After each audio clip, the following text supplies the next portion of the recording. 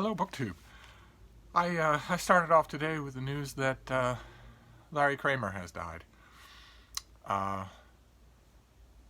so I am blatantly going to use my videos today in an attempt to cheer myself up. You always manage to have that effect on me, and today's time when I'm really going to need it. So we're going to do some mail.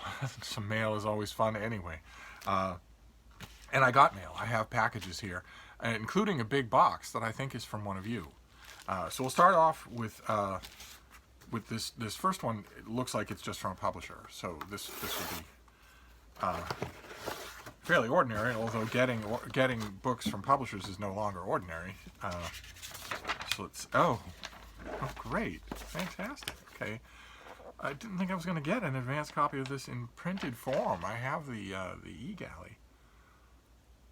Great. Okay, this is by Onno Blom, and this is Young Rembrandt, a biography of young Rembrandt. With a date, it's coming out from W.W. Norton in early September, so that, keep an eye on that date because it might change, but this is always a fascinating figure. Rembrandt's early years are as famously shrouded in mystery as Shakespeare's, and his life has always been an enigma. How did a miller's son from a provincial Dutch town become the greatest artist of his age? How, in short, did Rembrandt become Rembrandt? Now, from prize-winning biographer Onno Blom comes a captivating exploration of the little-known story of the artist's formative years, seeking the roots of Rembrandt's genius. Blom immersed himself in the city where Rembrandt was born in 1606 and where he spent his first 25 years. It was a turbulent time, the city only recently having rebelled against the Spanish.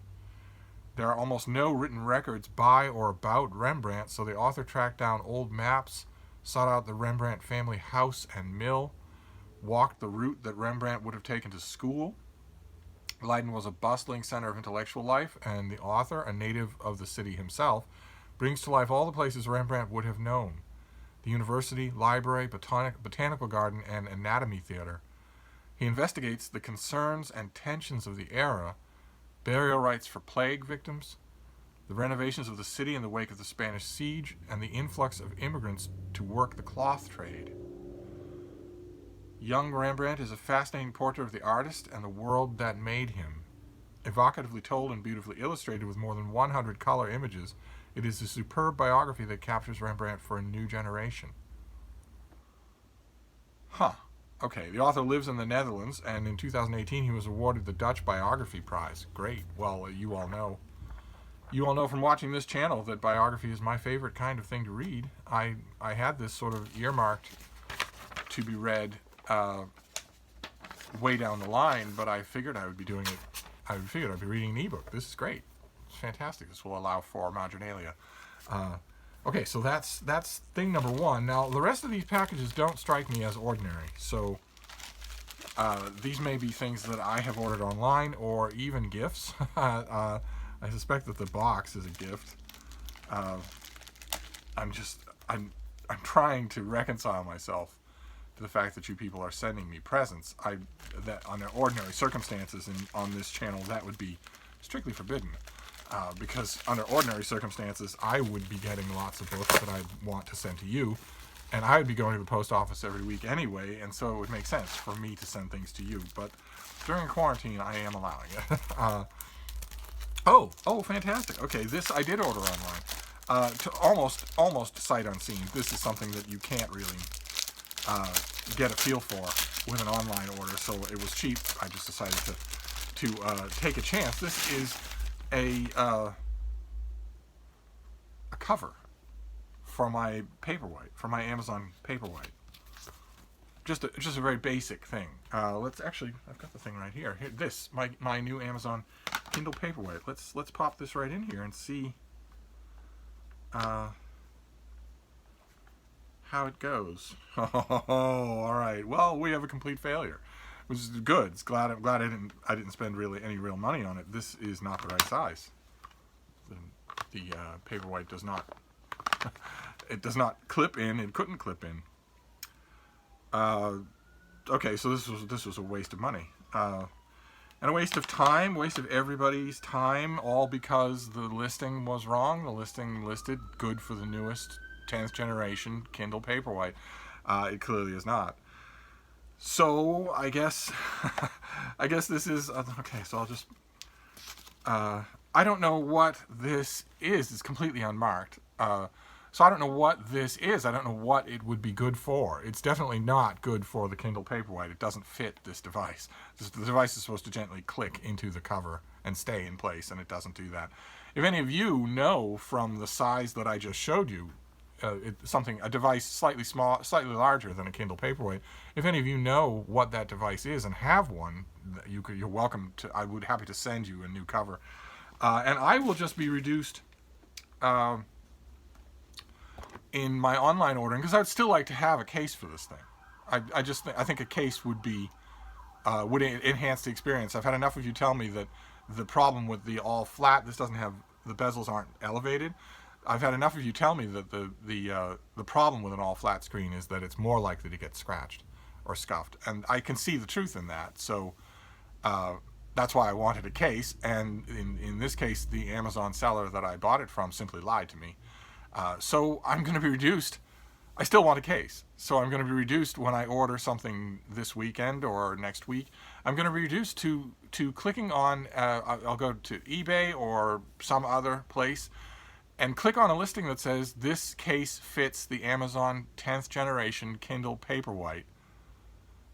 I'm going to have to click on a listing like that, click on the button that says contact seller, and ask them, are you explicitly lying in your description?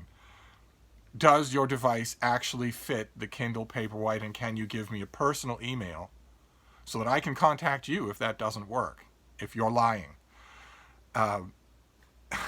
Or maybe I should just avoid the personal seller shaming and just make the next Amazon seller who blatantly lies to me a personal project for a month.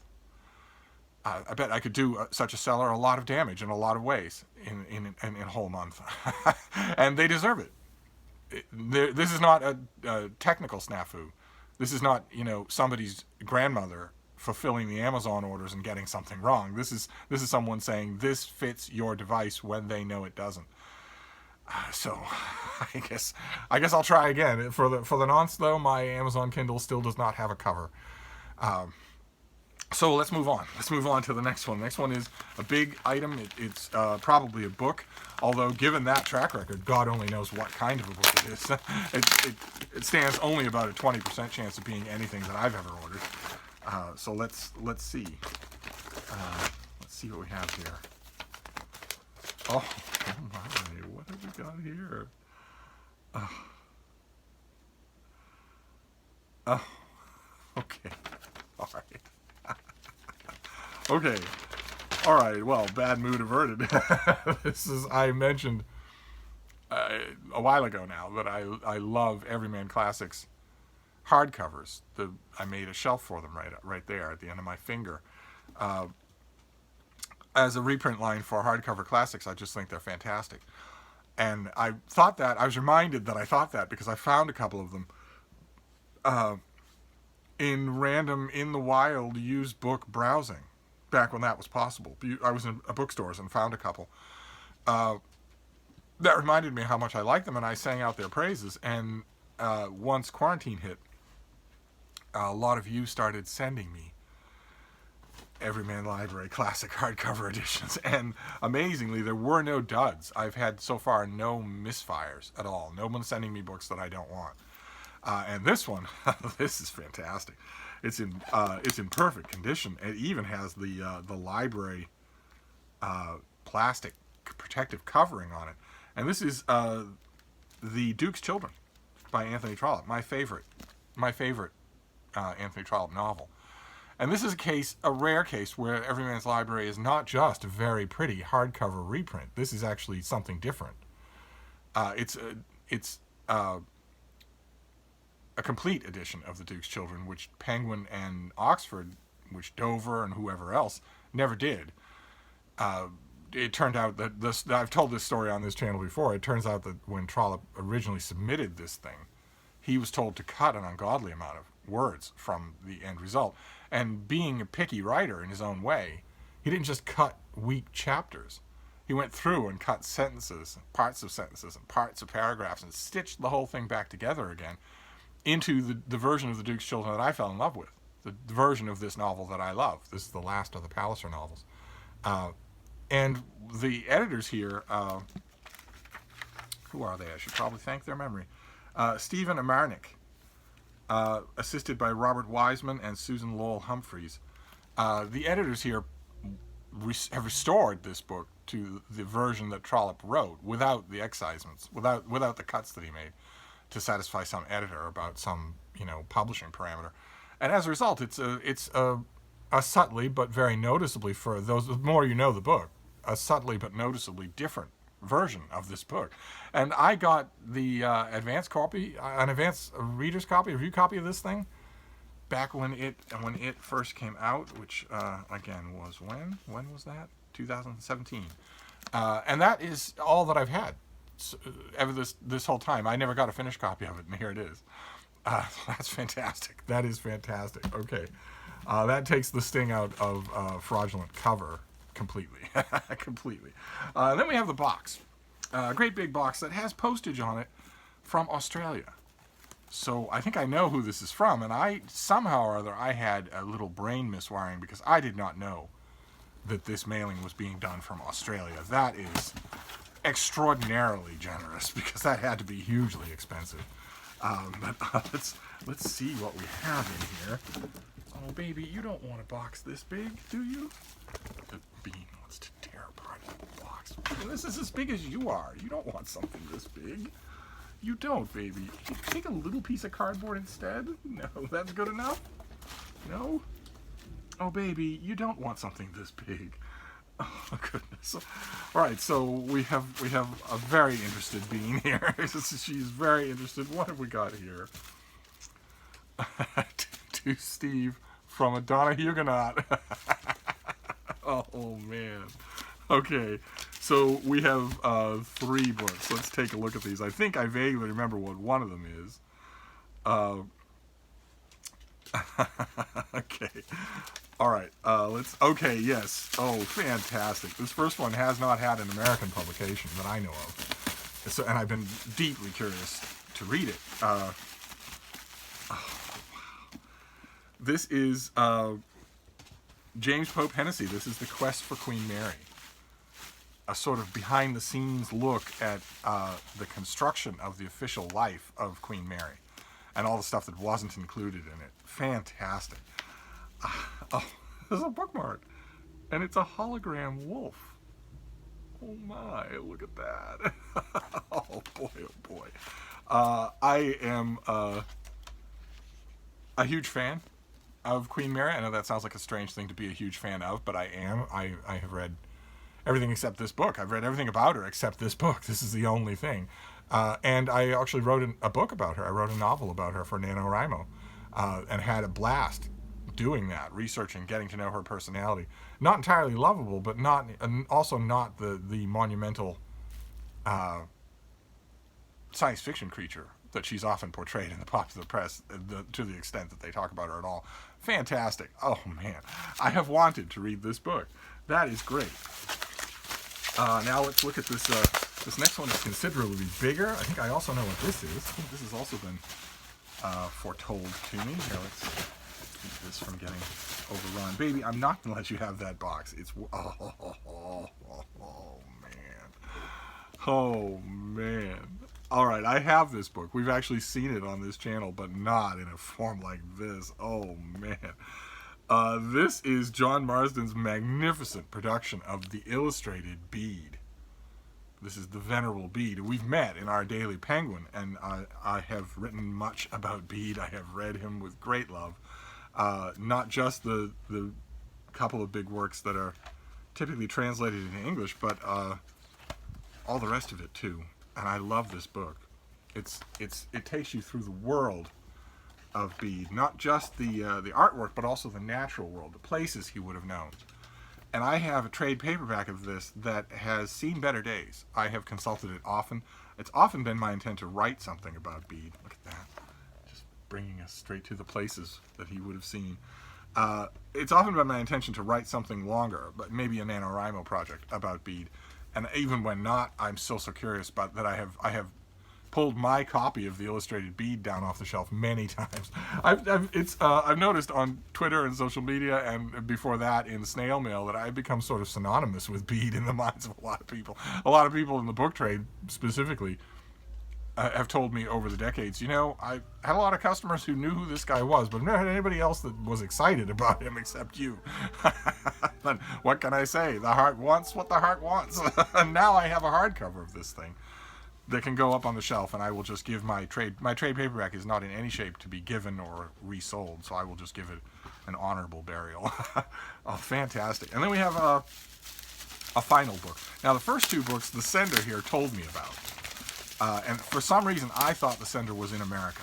I don't know why I thought that. This had to be enormously expensive to send. But the sender told me I'm including a third book, and I don't know what it is. So, oh my! Oh, look at this! Fantastic! Oh, look at the size of this thing. This is a beautiful little hardcover of Victoria R.I. by Elizabeth Longford, by Lady Elizabeth Longford. Her big biography of Queen Victoria. R.I. was once Disraeli made Queen Victoria an empress. She quickly started signing herself R.I. This is a terrific biography.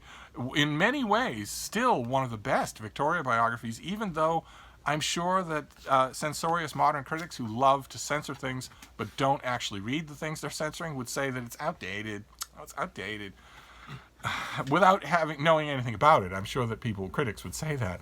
But I still love it. It's probably my favorite biography, even edging out Stanley Weintraub's, which is no offense intended. But and look at this edition. This is just lovely. Fantastic. Okay, well, okay. So that was the mail, and I think you'd have to admit the mail had a lot more ups than downs. So we have the illustrated Bede in a beautiful hardcover. We have The Quest for Queen Mary, which I'm going to read tonight. I'm way behind all the cool kids on BookTube who've already read this thing. And then we have Young Rembrandt, a forthcoming biography in which the author treks through every last inch of Rembrandt's home in an attempt to disgorge new stuff about him. Not much is known about him, about his youth, and that is great. What an interesting approach. We'll see if it yields anything. Then an ex-library copy of The Duke's Children in this complete Everyman's Library collection. So it has the library sticker on it still that I'm going to have to do something about. But I'm glad to have the book, absolutely.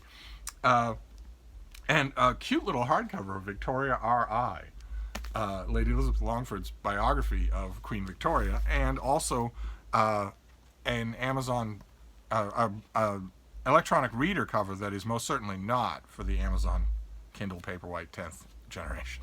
Is most certainly not for that. I'm sure there's an electronic reader out there somewhere that this fits, but it's not mine.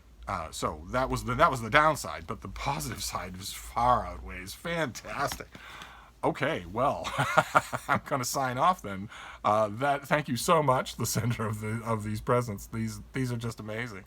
I'm going to have to resist the temptation to dig right into the trollop. The Quest for Queen Mary I can justify because I've never read it, because it's new to me. The trollop I can't justify at all, so I'm going to have to resist the urge not to just dive in, because I've got other stuff to do. But anyway, that was your mail for a Wednesday. Fantastic. I will wrap this up, and I will see you soon. Thank you, BookTube.